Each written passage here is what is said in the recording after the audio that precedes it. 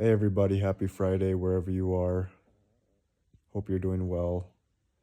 I'm here having a seat, just relaxing. I've been doing some trading. As you know, I can just do that on my phone. And I was thinking, something didn't feel right. And so I put my phone down, I put my coffee down, and I put my vape down. I've been vaping lately, and I'm really just it's an issue. It's probably got to go away, but I'm kind of hooked, and I just want to be honest. That's what I'm facing, and I put everything down and I felt my heart wanting to have a conversation with Jesus. And I know, my faith has reached a level where when I'm sitting here and I ask Jesus, hey, will you come hang out with me? You're the ruler of the galaxy. You can be everywhere at any time. Have a seat with me and let's talk. And so we were talking, and I told him how grateful I am to be chosen because I came from a life of complete darkness, and I'm living a kind of a dream life right now. I have no bondage, no hard toils. I'm just completely free.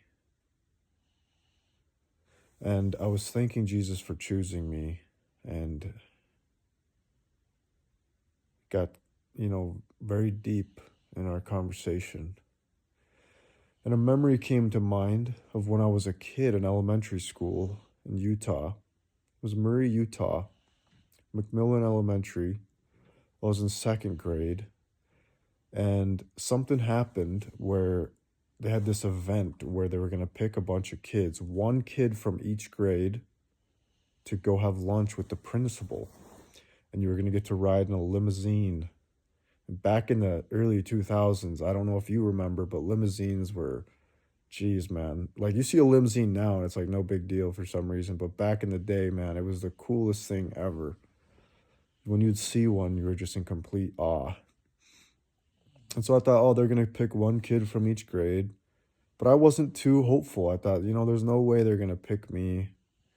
A little bit about my background is when I lived in Utah at that time, at that age, we lived in a tiny, 3 bedroom, 1 bathroom trailer. And this trailer was cockroach infested.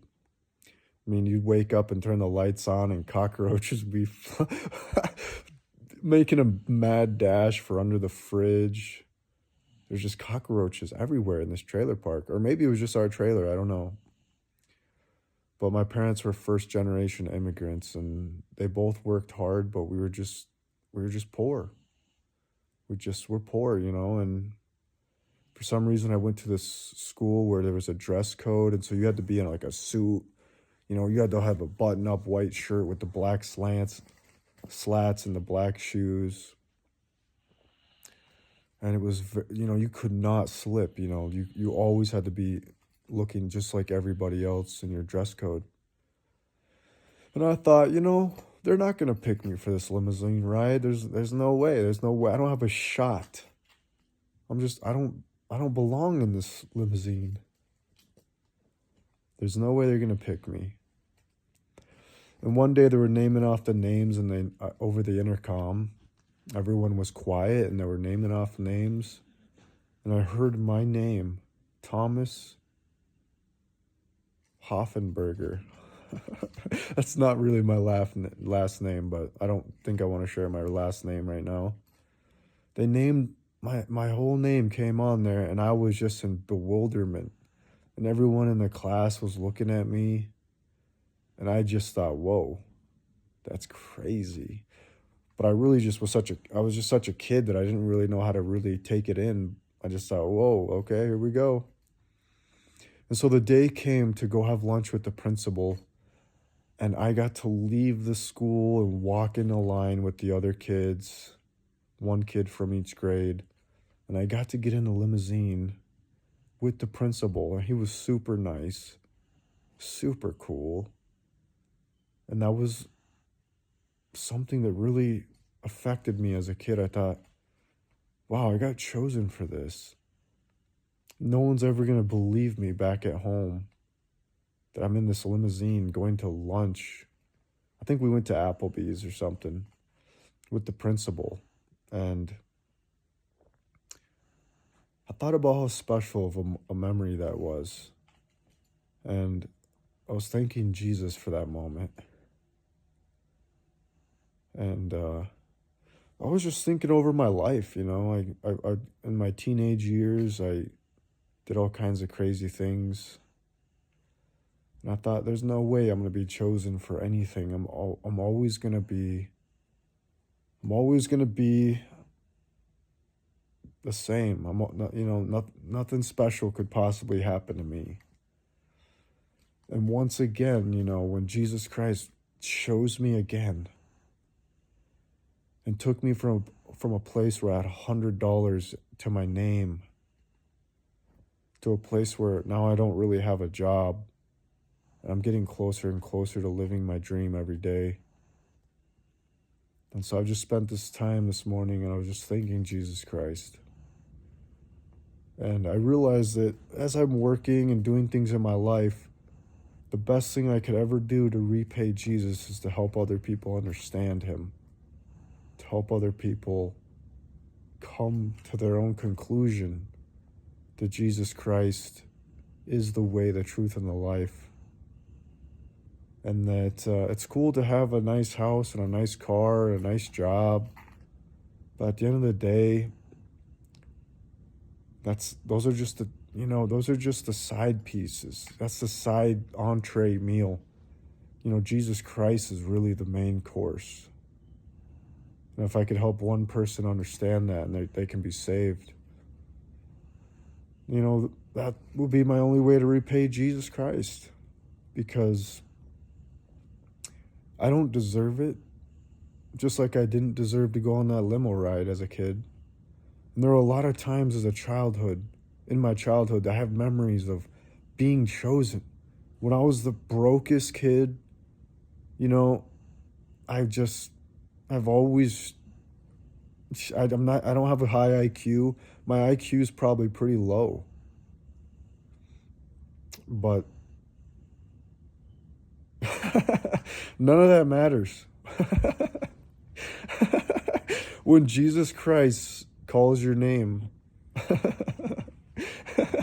the world will not understand, and they'll be scratching their head. How did this guy win?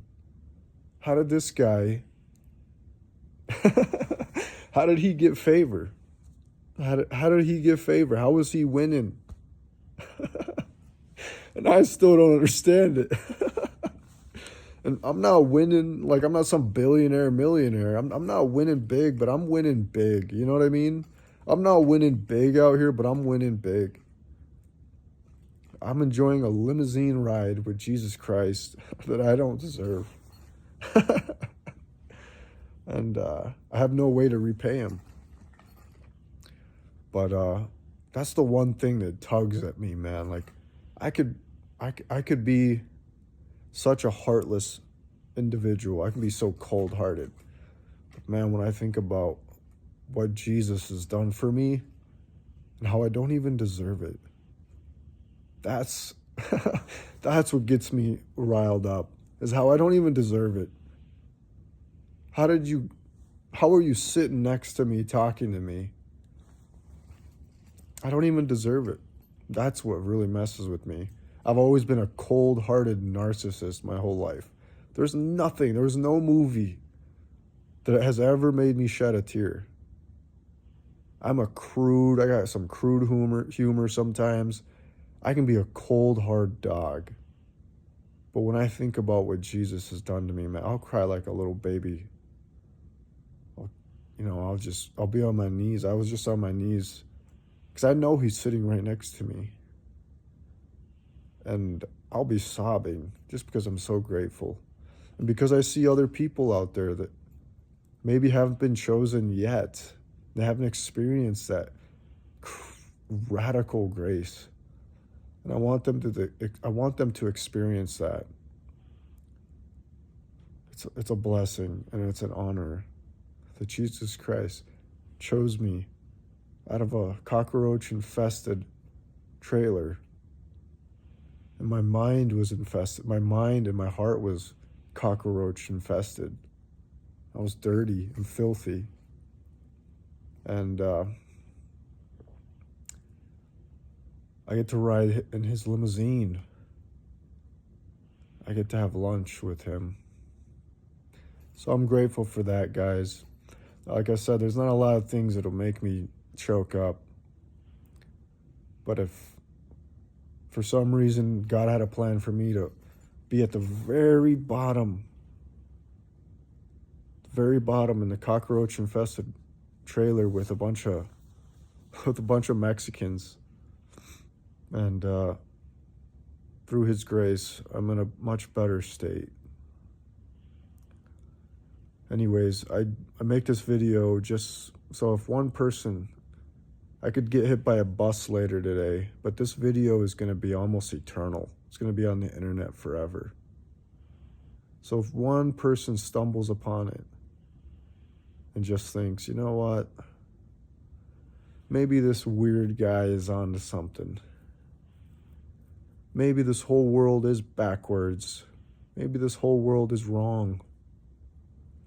Maybe one man came and died for the sins of everybody, and it doesn't even make sense. Why would God come down in the flesh for us and suffer a brutal death? And maybe you're somebody that wants a taste of that grace, and you can maybe even ask Jesus to choose you. Maybe he will choose you. For some reason, I don't see a lot of chosen people out here. Maybe because people aren't asking for it. I don't know. I never asked for it. It was just a miracle. It was a miracle in my case, but maybe you could ask for it and you could have that. You could get to ride on that limousine with the Lord.